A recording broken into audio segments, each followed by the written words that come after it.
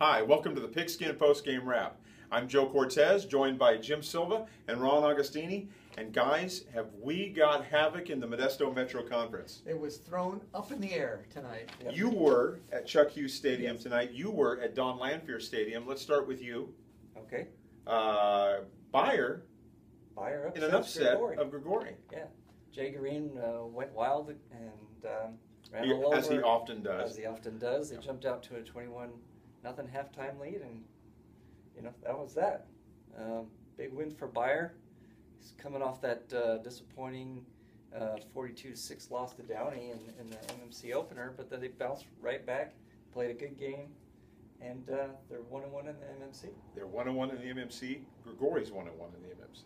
No, Grigori's 0-2. 0-1. Oh, no, that's right. They had So the this bye. That's right. They had the bye. That was their opener. You were at Chuck Hughes Stadium for probably the biggest game of the night on our slate. Yeah, I saw the Downey Modesto game last year, which was the best high school game I saw last year. Mm-hmm. Tonight was another Downey Modesto classic. This time, Modesto won in an upset, 42-34.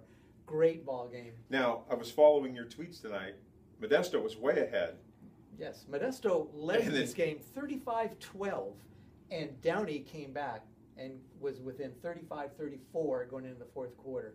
I thought Downey was going to roll by and take the game, but Modesto stiffened and played a real solid fourth quarter. Brett Neves did play, though. Brett Neves not only played, he passed for over 400 yards despite a bad shoulder and bad ankle. He didn't know he was going to start until right before the game. Gutsy performance by him. Moxie. That was onions. That was moxie and gutsy and all those good terms. But Modesto, I'm not sure if Modesto is the best team in the conference, but they are no doubt the scrappiest. Well, they're 2-0. And they are 2-0. Modesto, Downey was going for their fourth straight MMC title, and they would have put themselves in position A with a win tonight. Yeah, absolutely. That did not happen. Didn't happen. And Grigori losing, they're against Bayer. They're the coach's pick to win the league. That's right. They're 0-2. So hey, look who else is 2-0 in the MMC. Now, I don't think they're going to factor in ultimately. But Enox is 2-0 after a brutal 0-4 start. That's right. In which they gave up 40 points in each four of those losses. They're 2-0. 2-0 is 2-0. 2-0 is 2-0. And they have Bayer next week, so we'll get a good barometer of how good Enox is. Yes, we're looking at more fun in the MMC now. It's going to be a wild season. Yeah, absolutely. Wild season. Hey, moving around the Stanislaus District, I was really jealous of James Burns tonight. He was up in the hill, right? He was up in the hills, and he's driving home right now. And it started off his night with a prime rib dinner at the Peppery in Sonora. Nice start to the night. Nice start. And then he got a great game. Yeah. Sonora 28, Calaveras 27. As expected. I was expecting. I see both those teams. I picked Calaveras. That was my upset special. Nearly pulled it off. Yeah. Hey, Calaveras scores in the last seconds of this game on a 61-yard pass, touchdown pass by quarterback Dylan Bird. Calaveras goes for 2, and they're stopped. Oh, they go for the win in Sonora. Tom Osborne. Yeah, you know what? Good for Coach Jason Weatherby. Yeah. That's a good call. I like that. Yeah. I like that. Well, Sonora's had 2 really close calls to start to defend their championship. Yeah. They won last year, but now they are. They needed overtime last week to beat Argonaut or it was Argo. Yeah, they needed overtime to beat Argonaut, but now they're in that catbird seat because Calaveras was probably the stiffest test.